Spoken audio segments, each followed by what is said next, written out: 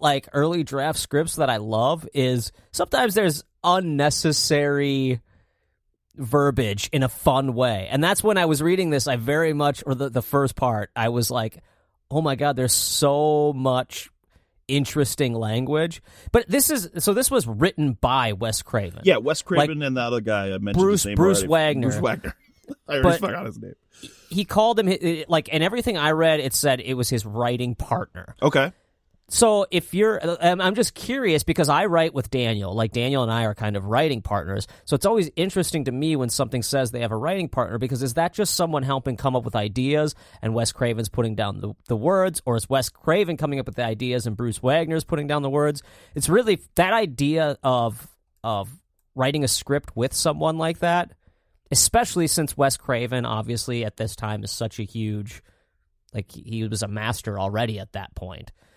And the thing that I think immediately sticks out, and a lot of people commented on online, is that this is a way darker and grittier take than what eventually kind of came out. Well, there's some fucked up lines in here. I mean, they don't say Freddy's a pedophile, but they very heavily allude to the fact that he's a pedophile. I mean, he says shit like to Kincaid, instead of "your ass is mine," he says "your asshole is mine." Oh God.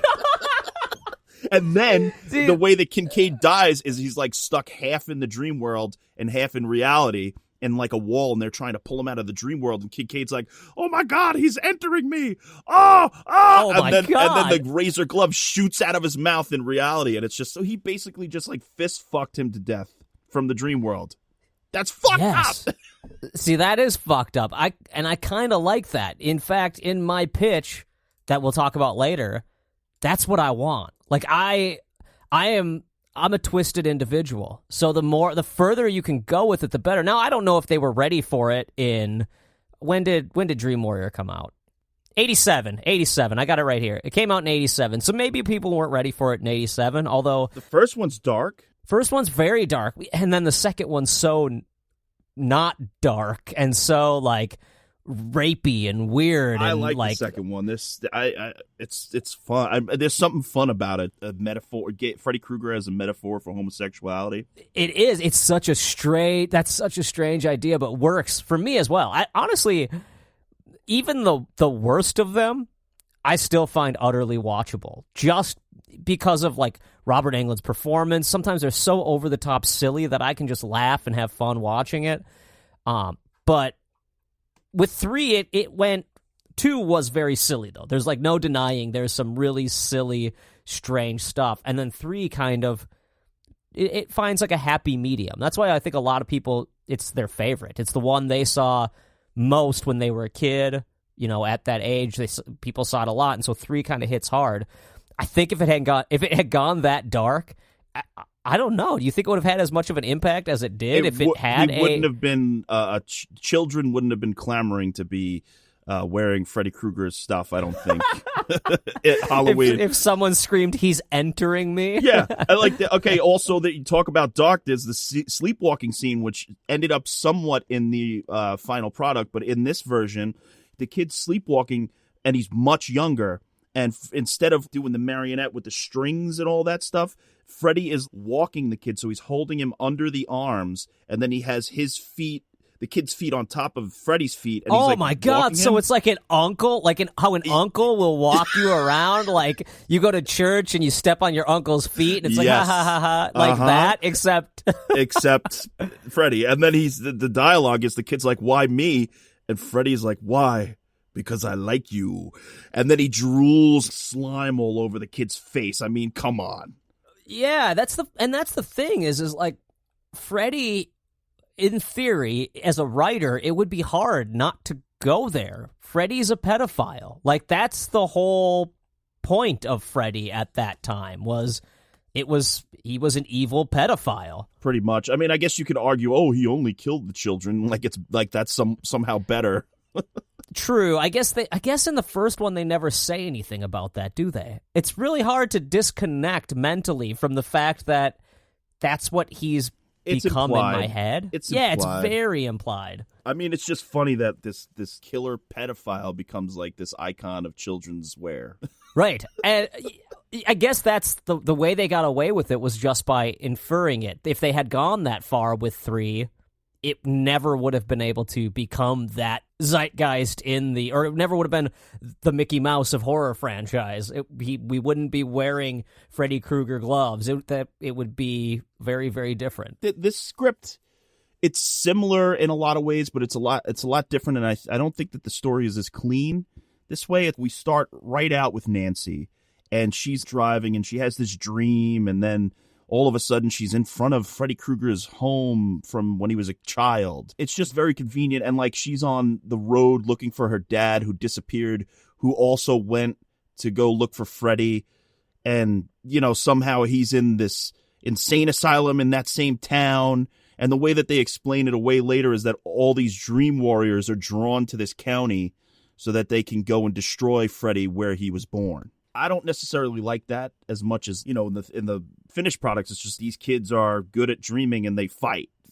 One thing I really liked is that there's a throwaway line in part 3 that always stuck with me, even as a kid, where I believe the doctor says to Nancy, there's kids out there who slice off their own eyelids so that they don't have to dream or go to sleep. And it's just a throwaway line, but it's like so creepy. In this, when you meet the father, you find out that he actually did slice off his own eyelids, and he's wearing bandages on his eyes so that he can't see or sleep or dream. It's bizarre, and it's awesome. See, and I think I read somewhere that there was multiple versions of this movie. It often went back to the same thing, where the original concept for Nightmare on Elm Street came from actual stories of these guys who had come over from somewhere, Africa or something, and were dying in their sleep, so much so that they were keeping coffee under their bed. Like that from the first movie is based on a real event. Oh, wow. And the one dude who was keeping coffee under his bed actually ended up dying in his sleep. And I don't think they ever figured out what was happening. And the studio and even Wes Craven tried really hard, because Wes Craven based that idea for the original on something real. They didn't want it to become too much reality. They were always fighting with this idea of like, they didn't want to get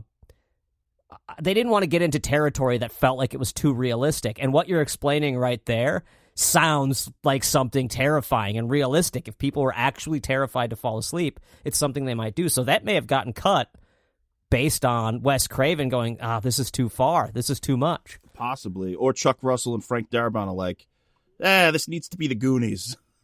Yeah, right, exactly. And yeah, that's the thing. It wasn't what came out does kind of have an R-rated Goonies vibe versus what you're explaining, or like this script doesn't sound like it has as much of a Goonies vibe. It's less fun, Although there is fun to be had. I mean, the kids are pretty fun. Like the Kincaid kid is still pretty funny, throwing out the zingers, and there are some crazy lines in here that aren't funny. Besides the one I already mentioned, it's like, your asshole belongs to me. Asshole. You don't asshole. That's so specifically. It's pointed at asshole. At one point, Freddy goes to Nancy, goes, asleep or awake, I'll shit on your corpse. Yes. Man, you're already dead, but Freddy be shitting on you? That's not cool, man. Oh, man. I think you could get away with that line in like now. Like I think you could get away with that in a like a reimagining. If he's like that line isn't as asshole, I don't think you can ever get away with. I don't know if there's ever going to be a time where you could say your asshole belongs to me, but or your asshole's mine. But yes, your asshole belongs to me. Your asshole belongs Kincaid. to me. Oh, I love that. And then, Freddy gets racist in this one. There's the young black woman who, when Freddy like tricks her, she sees her grandmother who she hasn't seen in a long time, and the grandma's like, "Where you been, baby?" And like the little girl, she kind of like goes over to the grandma and puts her head in her lap, and she's like, "Oh man, I missed you, grandma." And then Freddy is the grandma, and he goes, "Grandma, your black ass." Oh my, dude, that's not even clever. No, like that's just Obligatorily racist. Yeah, it's just like straight up like, okay, now Freddy's a pedophile, a child murderer, and he's a racist. He's irredeemable. When was this script written? Pre-2? No. It's post-2, but I think on the front it has the date. Let me look at the front of the script here. First draft, 6/16/86. 666. Holy shit. They wanted some evil shit out of this one. Okay, so it was like, it would have been like right after 2. They went from 2, because 2 was like right after, right? They put out 2 like the next year. Pretty much, I think the first one was 84, so then 2 must have been 85. And it was 85, yeah, and then 3 was 87. So they went like, 1 came out, was a unexpected success, I would assume. I would assume they didn't go into that and go like, we're making the biggest horror franchise of the 80s, like I imagine. And when that movie dropped and it was a success, they must have gone like, all right, fucking next one's out. Or maybe even in test screenings, when they saw it was coming out good, they went, okay, we got to get 2 done. So they wrote it as quick as they can. They were like, okay, we need to make this movie gay. We need to make it goofy. It's got to be in the same house.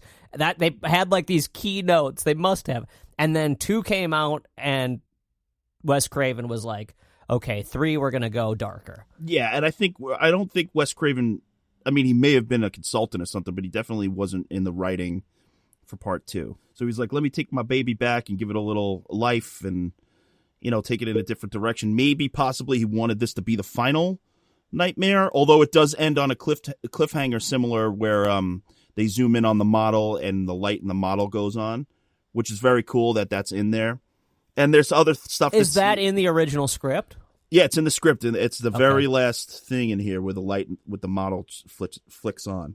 Yeah. So, he was leaving it open, I guess, for future installments. I don't know. I kind of dig what Wes Craven did with New Nightmare as well, where he brought Freddy out of the dreams and the movies and brought him into reality. Where I just really love that he was getting stronger because people were believing in him and stuff like that. Well, there was something very, very like actual boogeyman about him, which I think that's what the Wes Craven movies do. The Wes Craven nightmares do best is he feels like a boogeyman. Even in the 3 that we ended up getting, he is a boogeyman. Like he's really, really getting into their dreams and really, really haunting the dreams, as opposed to 2 and 4 and even 5. They're like, he's in the dreams, but the dreams are kind of inconsequential to the fact that he's just a monster.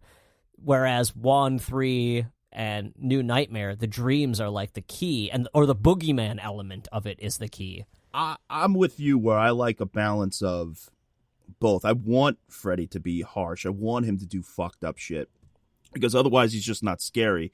When he's sitting on the beach with sunglasses in part 4, all of a sudden it's like, this isn't really that scary. Or what? I do love the part where in part 4 where he stabs the kid in the head and he's a little meatball, and he actually says, "Rick, you little meatball," or something like that. Yeah. I mean, those are so funny. There's a line in here that reflects part 4. I don't think they used it in the original Dream Warriors movie, but it's in part 4 where it's like a hotel situation, and he says you could check in, but you can't check out. But I guess they used that for part 4 where she's in the Roach Motel. The Roach Motel, right? That scene is amazing. Her fucking arms get ripped backwards, and then all of a sudden these roach legs come out of the holes, and that's cool. I love that. The spectacle of the later movies is what's fun for me to watch. The stories are throwaway. They're generally pretty awful in everything past 3. But up until New Nightmare, I thought New Nightmare is pretty awesome, like, twist on the idea. But everything else is pretty ridiculous, but the fun of them becomes the spectacle of it. Until you get to, what is the not last one? What is it called? The Final Nightmare Final or whatever? Night. Freddy's Dead, The Final Nightmare. Yeah, oh my God, that's a masterpiece of awful. It's one of the worst movies ever, and I always get excited when it's time to watch that one every year. And Alice Cooper is Freddy's dad. Yeah, and he doesn't he at one point fly around on a broomstick like the Wicked Witch? I haven't watched that one in maybe 20 years. I'll have to revisit it. Oh, you don't, but you do. It's terrible. It's terrible, but it had been a while since I had revisited it. I remember in Agata Davida,